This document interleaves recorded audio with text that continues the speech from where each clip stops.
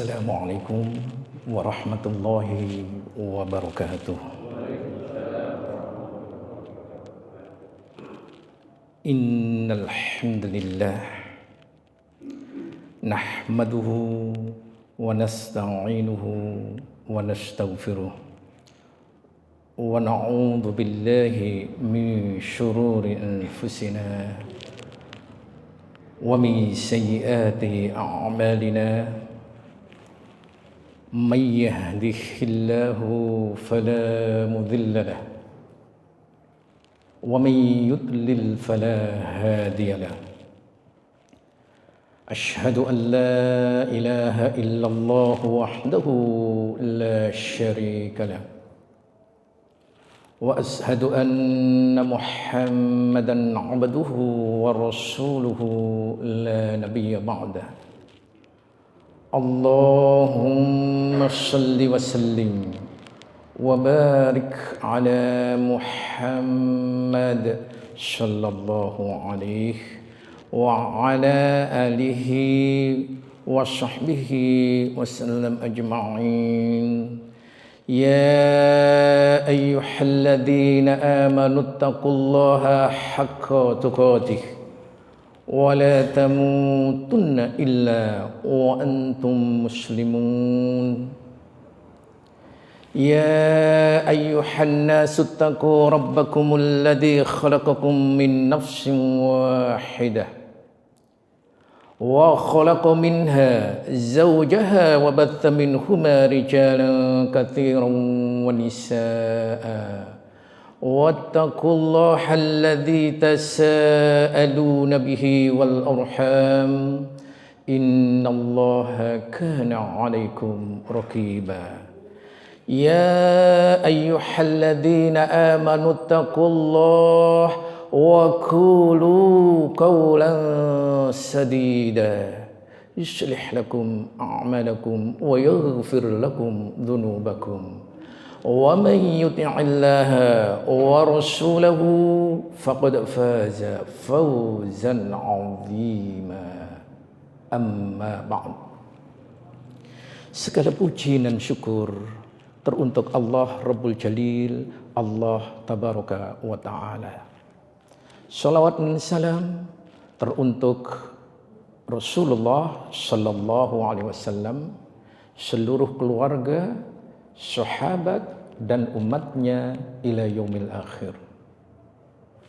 Kemudian yang ketiga, yang kami hormati seluruh pengurus DKM Masjid Al-Ijtihad, seluruh jamaah yang tidak bisa kami sebutkan satu demi satu, wabil khusus guru-guru ana, para asatidz dan asatidah, kiai, ajengan, tuan guru dan sebagainya, yang semoga kita semuanya dirahmati Allah Tabaraka wa Ta'ala.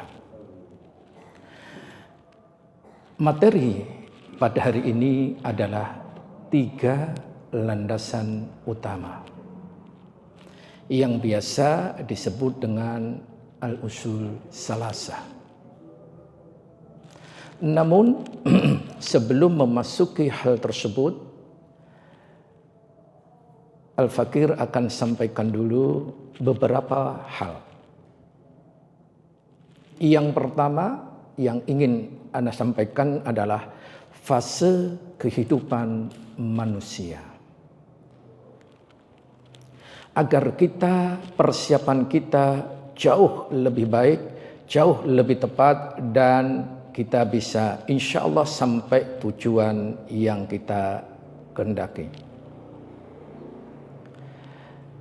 Berapa kali kehidupan yang kita kerjakan dan berapa kali kematian yang harus kita lewati. Hal ini merujuk kepada firman Allah Tabaraka wa Ta'ala, Quran Surat Al-Ghafir, atau yang dikenal kalau di Indonesia Al-Mu'min, surat ke-40 ayat ke-11. Allah Tabaraka wa Ta'ala berfirman, A'udzu billahi minasyaitonir rajim. Qalu Rabbana amattana tsnatain wa ahyaitana tsnatain fa'tarafna bidzunubina fahal ila khurujim min sabil. Mereka menjawab, ya Tuhan kami, Engkau telah mematikan kami 2 kali dan telah menghidupkan kami 2 kali pula. Lalu kami mengakui dosa-dosa kami, maka adakah jalan bagi kami untuk keluar atau dari neraka? Ini pengakuan orang-orang yang ada di neraka. Dia ingin sekali keluar dari neraka. Dan dia menyatakan bahwa kematian dan kehidupan masing-masing 2 kali. Seperti apa penjelasan secara khusus berkaitan dengan ini semuanya? Mari kita lanjutkan, yaitu Quran surat 2 atau Al-Baqarah ayat ke-28. Ini penjelasan yang lebih rinci di antara yang disebutkan 2 kali kematian dan 2 kali kehidupan. Di mana Allah tabaraka wa ta'ala berfirman, "Kaifa takfuruna billahi wa kuntum amwatan fa ahyaakum, thumma yumitukum, thumma yuhyikum, thumma ilaihi turja'un." Bagaimana kamu ingkar kepada Allah padahal kamu tadinya mati, lalu Dia menghidupkan kamu, kemudian Dia mematikan kamu, lalu Dia menghidupkan kamu kembali, kemudian kepadanya lah kamu dikembalikan. Berdasarkan ayat ini, bahwa 4 fase 2 kehidupan dan 2 kematian tadi diawali adalah kematian pertama. Kematian pertama ini tanpa awal, namun punya batas akhir. Setelah itu baru kehidupan pertama. Adapun kehidupan pertama punya batas awal, punya batas akhir. Setelah itu kematian kedua yang biasa disebut dengan di alam barzah, punya batas awal, punya batas akhir. Kemudian setelah itu baru dihidupkannya kembali. Kehidupan di akhirat yang dimaksud, sehingga kehidupan kedua ini kebalikan dari kematian pertama, punya batas awal tanpa batas akhir. Ma'asyiral muslimin wa iyyakum rahimahumullah. Jadi berdasarkan kehidupan dari ayat ini tadi ada 2, kehidupan pertama dan kehidupan kedua. Kehidupan pertama inilah yang kita sedang hadapi di dunia. Punya batas awal, punya batas akhir. Kemudian kita akan hidup kedua, punya batas awal tanpa akhir. Inilah sejatinya kehidupan yang sempurna, kehidupan yang abadi. Toyib, sedikit Ana akan sampaikan, di dunia ini meskipun kecil, meskipun singkat, meskipun batasnya terbatas, tapi punya peran, punya andil, punya yang menentukan nanti kehidupan di akhirat yang abadi itu. Sehingga sedikit kalau kita tidak memanage, maka akan menjadi malapetaka yang besar di akhirat kelak nanti. Sedikit kita manage dengan benar, akan menjadikan akhirat bahagia dan selamat. Inilah kehidupan di dunia. Gambaran dunia dengan akhirat, dunia itu kecil sekali. Tetapi kalau nggak ada dunia, akhirat nggak bisa jalan. Gambarannya, kita punya kendaraan. Kendaraan kita, kunci kendaraan itu, itulah dunia. Sedangkan fisiknya kendaraan, itulah akhirat. Maka barang siapa yang beli kendaraan baru, datang ke dealer, kemudian setelah deal, maka dia akan diberikan kendaraan secara fisik. Tanpa minta kunci, akan diberikan serep kuncinya. Maknanya ketika segala sesuatu di dunia ini kalau kita niatkan untuk akhirat, dunia nggak usah minta pun Allah akan memberikannya. Sebaliknya ketika kendaraan kita tadi kuncinya hilang, kemudian kita datang ke dealer minta kunci lagi, nggak akan diberikan. Namun kalau beli hanya dapat kuncinya saja, tidak akan mendapatkan kendaraannya. Artinya ketika kita di dunia, tujuan, harapan dan keinginan kita hanya di dunia, maka kita hanya dapat dunia, akhirat tidak akan mendapatkannya. Tayyib, dari inilah ana mengambil tema ini, 3 landasan pokok. Apa itu 3 landasan pokok? Ana mengambil rujukan dari fitnah kubur.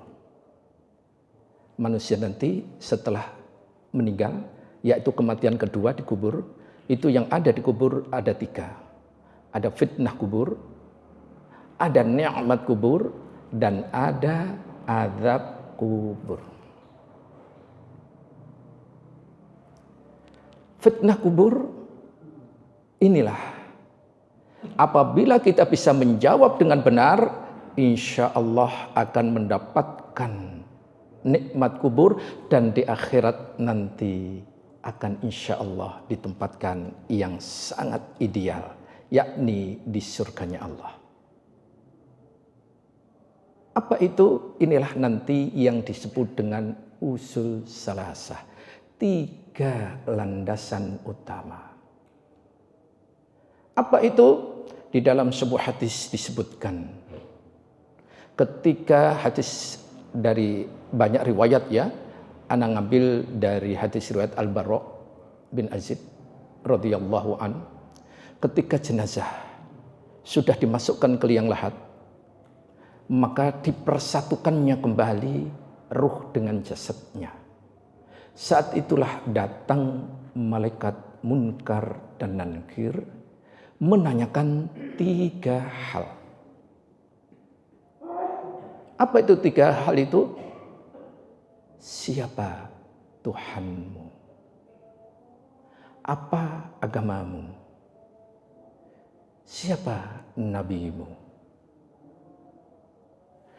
Itulah ma'rifatullah, ma'rifatuddin wa ma'rifatun Nabi sallallahu alaihi wasallam. Itulah yang disebut dengan 3 landasan pokok. Maka siapa yang bisa menjawab dengan benar, apa yang akan ia peroleh? Yang akan ia peroleh adalah kenikmatan kubur yang begitu luar biasa. Salah satu kenikmatan kubur di dalam sebuah hadis diriwayatkan, setiap pagi dan petang akan diperlihatkan calon tempat tinggalnya kelak di akhirat. Itu. Maka setiap pagi dan petang dilihatkan itu, ia selalu berdoa, ya Allah, cepatkanlah terjadi hari kiamat, agar aku bisa berkumpul dengan harta dan keluargaku. Namun sebaliknya, orang yang fajir atau kafir, pertanyaan kubur itu ia nggak bisa menjawab. Akhirnya ia mendapatkan azab kubur. Azab kubur itu salah satu di antaranya juga diperlihatkan calon tempat tinggalnya nanti di akhirat. Dan ia berdoa, ya Allah, jangan jadikan hari kiamat, karena mengerikan sekali. Oleh karena itu, para hadirin rahimahumullah, ketika kita memakamkan saudara kita, sebelum kita meninggalkan pemakaman, Rasulullah sallallahu alaihi wasallam menganjurkan, apa yang disuruh menganjurkan? Agar saudara kita ini minimal 2 kalimat ini tolong jangan ditinggalkan.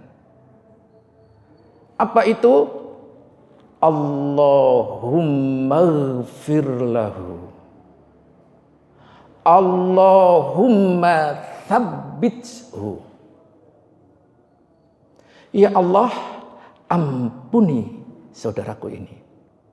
Ya Allah, kuatkan, sabitkan, istiqomahkan. Tolong bisa menjawab dengan benar. Minimal 2 ini. Allahumma ighfir lahu, Allahumma tsabbithu. Minimal 2 kalimat ini jangan sampai kita tinggalkan. Apa keutamaannya? Keutamaan ketika saudara kita doakan seperti itu, inilah kalimat yang begitu luar biasa yang Allah berikan. Di antaranya Quran surat Ibrahim surat ke-14 ayat 27. Yusabbitul ladzina amanu bil qawli tsabit fil hayatid dunya wa fil akhirah. Wa yudhillullahu adh-dhalimin wa yaf'alullahu ma yasha. Allah meneguhkan iman orang-orang yang beriman dengan ucapan yang teguh itu di dalam kehidupan di dunia dan di akhirat. Dan Allah menyesatkan orang-orang yang zalim dan berbuat apa yang Dia kehendaki. Jadi agar Allah dengan doa kita tadi, Allah sabitkan, Allah kuatkan, Allah memberikan kemudahan lisan yang pada saat itu lisan kita, sayang sekali saat itu lisan kita akan dikunci. Yang akan menjawab apa? Al-uthul thalasah ini nanti. Yang akan menjawab adalah 3 landasan pokok ini nanti. Meskipun lisan kita dikunci, seluruh anggota tubuh yang akan menjawabnya. Lihat surat Yasin yang kita sama-sama hafal ayat ke-65. Di ayat itu al-yauma nakhtimu ala afwahihim wa tukallimuna aydihim wa tashhadu arjuluhum bima kanu yaksibun. Inilah. Jadi pada hari itu mulut kita terkunci. Yang akan berbicara, jawab pertanyaan tadi adalah anggota tubuh. Di sini Allah mewakilkan tangan dan kaki. Wallahu a'lam. Baik, kalau begitu 3 landasan utama tadi Allah sabitkan kita di dunia dan di akhirat. Di dunia disebutkan gimana? Allah membimbingnya. Keimanan menjadi kepada ketakwaan. Keimanan dan ketakwaan Allah wujudkan qaulan sadida. Ucapan yang benar, sikap yang benar, perbuatan yang benar, sehingga Allah akan membantu dengan Quran surat 33 ayat 70. 71-nya wa yuslih a'malakum. Allah akan membantu memperbaiki amalan-amalan kita. Ketika Allah sudah memperbaiki amalan-amalan kita, adakah yang mustahil di hadapan Allah? Jawabnya tidak. Maka Anda tadi selalu mengucapkan nasihat yang terbaik. Apa itu? Ya ayyuhalladzina amanu taqullaha haqqa tuqatih wa la tamutunna illa wa antum muslimun. Ali Imran 102. Wahai orang-orang yang beriman, di dunia ini tidak ada yang terbaik terkecuali iman. Dilanjutkan menjadi ketakwaan. Dan jangan sekali-kali kita mati kecuali dalam keadaan muslim. Ma'asyarul muslimin wa iyyakum rahimahumullah. Baik, mari kita lanjutkan. Kalau gitu 3 landasan utama tadi. Pertama, mengenal siapa itu Allah. Kemudian kedua, mengenal ad-din, agama Islam dengan benar. Yang ketiga, mengenal siapa itu Rasulullah Sallallahu Alaihi Wasallam. Tiga ini gambarannya. Yang pertama adalah ma'rifatullah, mengenal Allah. Inilah kehidupan itu wajib punya tujuan. Kalau kita nggak punya tujuan, perjalanan kita asal-asalan. Tujuan kita apa? Lihat, konsep yang Allah berikan kehadiran kita ke dunia. Apa itu? Jelas sekali, Allah tidak menciptakan jin dan manusia kecuali dalam rangka beribadah kepada Allah Subhanahu wa taala. Di mana wa ma khalaqatul jin wal ins illa liya'budun. Jadi kalau begitu ma'rifatullah adalah tujuan Allah menciptakan kita, sehingga kita harus menselaraskan kehidupan kita hendaklah seluruhnya bernilai ibadah di mata Allah, di hadapan Allah Subhanahu wa taala. Maka tidak ada kecuali tujuan kita ila mardhatillah, mencari keridhaan Allah, biwajhillah, mengharap wajah Allah semata, yang bahasa umumnya lillahi ta'ala, dalam segala aktivitasnya. Siapa amalan yang tidak bernilai ibadah berarti menyalahi kehadiran kita di dunia tujuannya. Lantas apa itu ibadah? Nanti inilah penjelasan di dalam Islam, mengenal Islam. Tapi tidak mengapa, ana sampaikan dulu.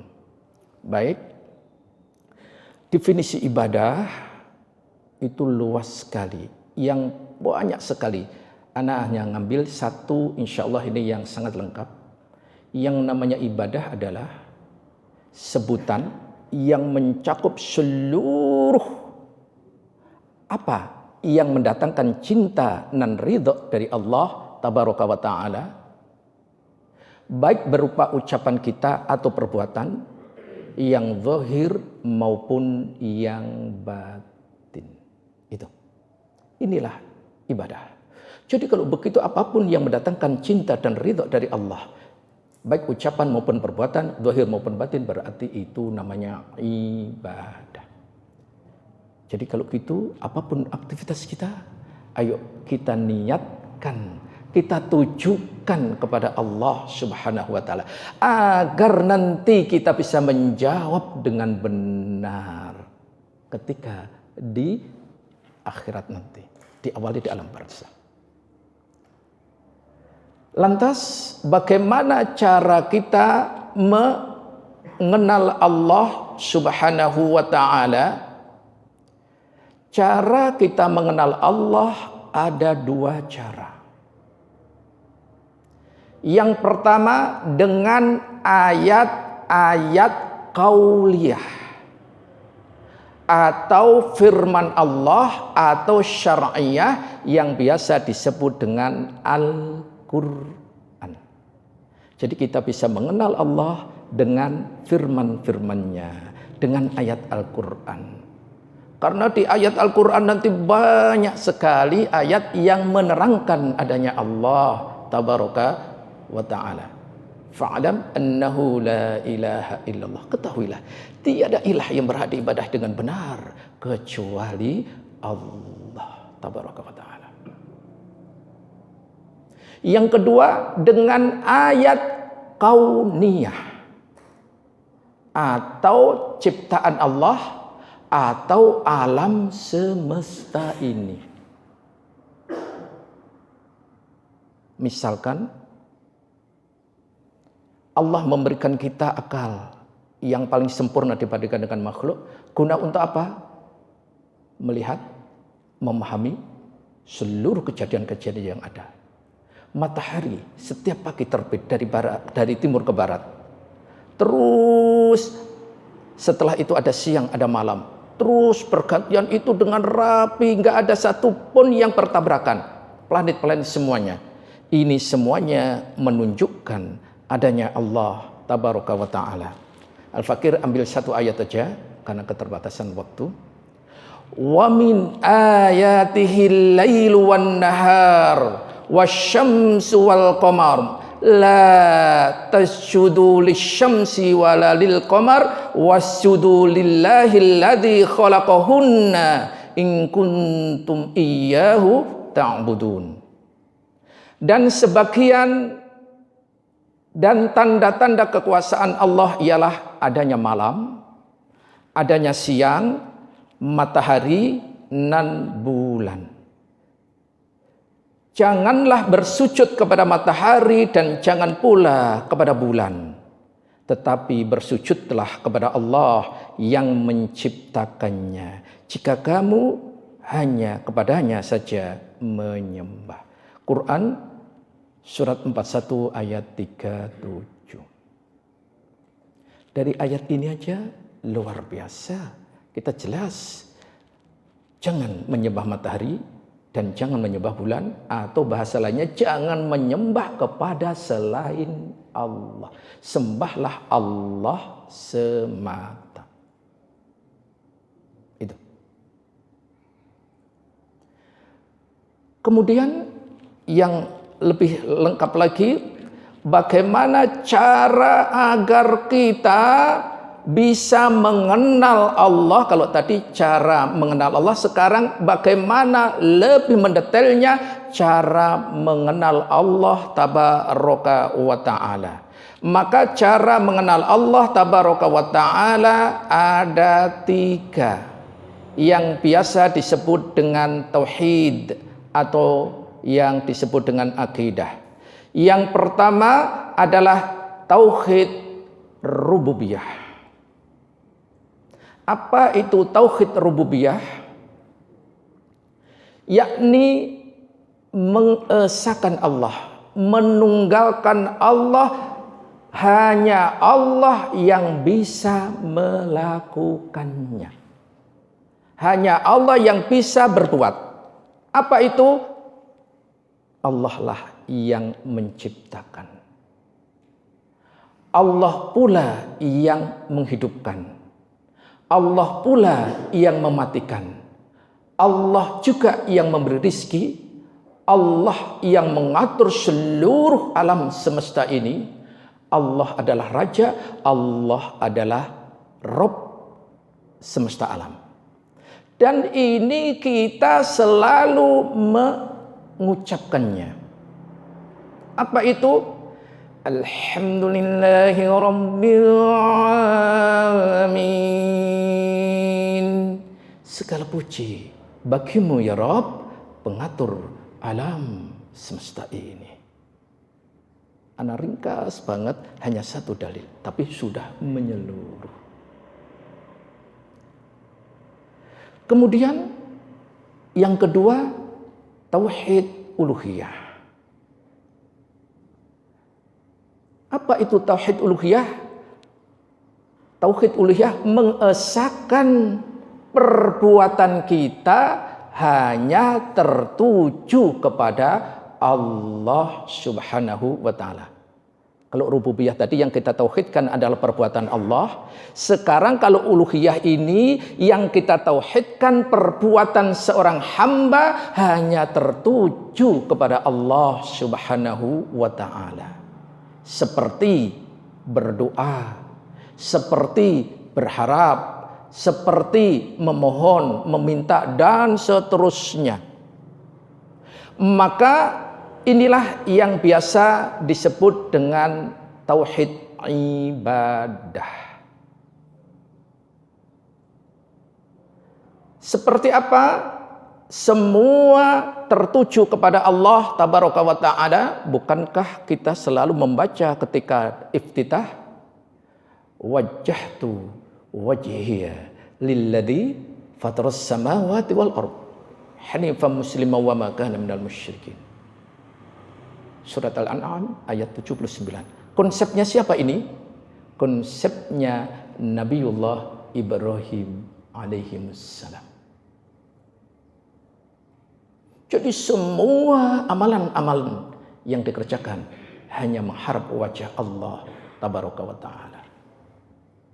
Lebih ringkasnya dilanjutkan ayat 162, 163 dari surat 6 tadi.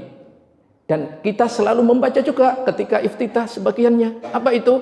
Inna sholati wa nusuki wa mahyaya wa mamati lillahi rabbil alamin.